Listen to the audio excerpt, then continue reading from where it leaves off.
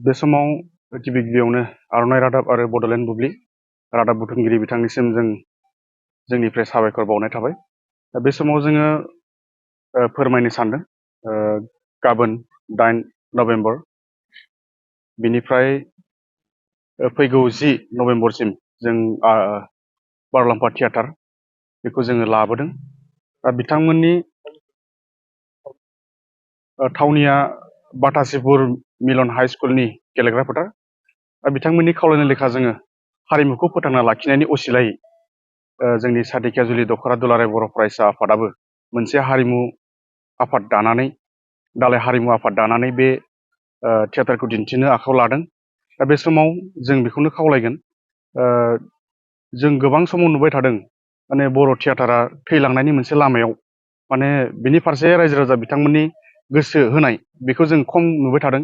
बे लेखायनो जों बेखौसो खावलायनो नागिरदों आरो माने जोंनि बर'आव थियेटारखौ फोथांना लाखिनांगोन, बेजों लोगोसे जों हारिमुखौ दिन्थिफुंनो हागोन। बेबो मोनसे जोंनि बर' हारिनि मोनसे नेरसोन आयना महरै जोंनि हारिनि सिनायथिखौ दिन्थिगोन, बेखौ जों आसा खालामदों।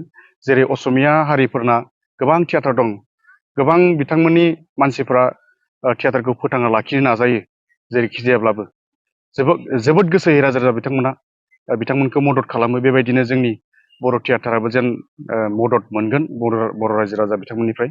जों बे लेखायै नै जोंनि बे ढेकियाजुलिनि बाटासिपुर हालामावबो नैबे बारलाम्फा थियेटार, गोजाम थियेटार मोनसे बेखौ जोङो दिन्थिनो आखायाव लादों। आसा खालामदों बे खाथि खालानि हालामनि रायजो राजा बिथांमोना लैहोर लैहोर फैनानै जोंखौ मदद खालामफैगोन। लोगोसे जोंखौ मदद खालामनायजों लोगोसे बारलाम्फा थियेटारनि जाय बिथांमोन फावखुंगुर फावखुंग्रि आरो बिथांमोननि बिगोमाफोर बिथांमोनखौ मदद खालामफैगोन। लोगोसे बर'नि जि हारिमु बेखौ फोथांना लाखिनाय बे मोनसे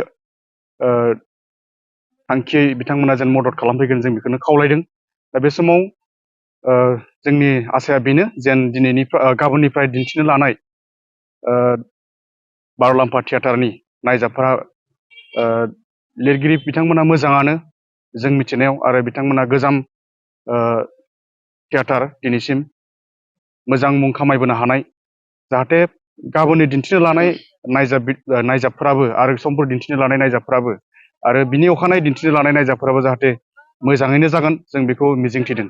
नोंथांमोना नैबे थियेटार दिन्थिनायाव टिकेटनि बेसेनखौ माबायदि खालामनाय जायो? टिकेटनि बेसेनखौ जोङो सियाराव सिगाङाव जोङो 150 खालामगोन आरो बिनि उनाव जोङो गेलारियाव 100 बेखौ जोङो खालामनो थि खालामदों। आरो दाखालिनिफ्राय जोङो सिजन रानबाय। सिजोना दिनैसिम गोबांथार रानजायाखैब्लाबो जिखिनि हादों जों बेखिनिखौ रानबाय।